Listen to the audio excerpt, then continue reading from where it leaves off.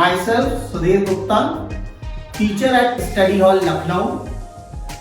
I found YouTube as a platform to share my knowledge to students. So please like, share and subscribe my channel, School Jaisa. And yes, don't forget to press the bell icon so that you could be able to see my all video updates. Thank you. This is the fifth part of this chapter and we are continuing with chemical properties. That is the third chemical properties, ammonia reduction. That is how ammonia is used as a reducing agent. How will you prove that ammonia acts as a reducing agent? So here in this, what we can observe, four equations I have written on the board. In first, I have mentioned ammonia when passed through red heated copper oxide, which is black in color, we observe it turns brown. Why and how? How do we say that ammonia is acting as a reducing agent? Here we can see copper oxide. That means oxygen is over there with the copper. But when I see this portion, that there is no oxygen. That means oxygen has been removed. Oxygen has been removed. That means the reduction of copper oxide is taking place. When the reduction of copper oxide is taking place, then with the help of what? It is taking place with the help of ammonia gas. So when the reduction of copper oxide is taking place, then this ammonia gas is called as a reducing agent, which is helping copper oxide to get reduced into copper, due to which ammonia is a reducing agent. And what will be the observation? Initially it will be in the form of the black color residue, and when ammonia gas is passed or heated copper oxide, you will observe that it will turn brown, a reddish brown. So with the help of this, if question is asked, one question directly can ask, what happens when ammonia is passed through copper oxide? Or they can ask you simply, they can give you these two reactants and arrow is put and you have to complete the equation.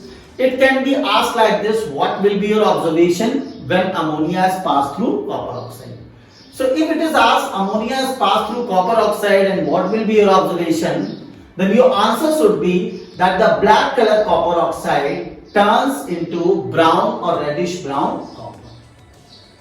Write a reaction using ammonia as a reducing agent. You can write this reaction.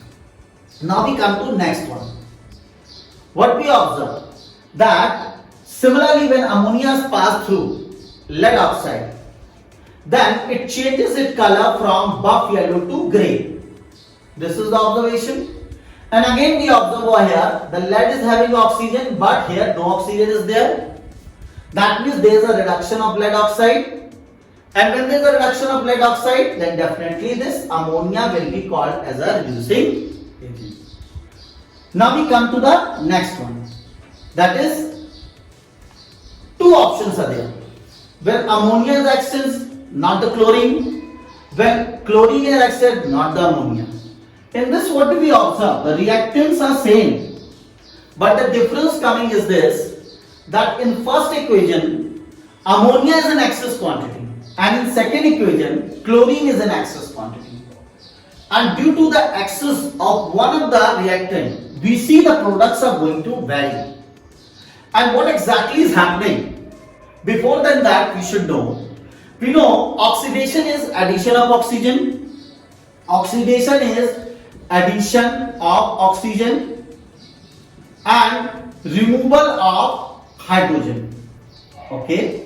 When we talk about the reduction is removal of oxygen and addition of hydrogen. So here we observe, here in these two equations we observe, chlorine was here alone, no other element atom was there.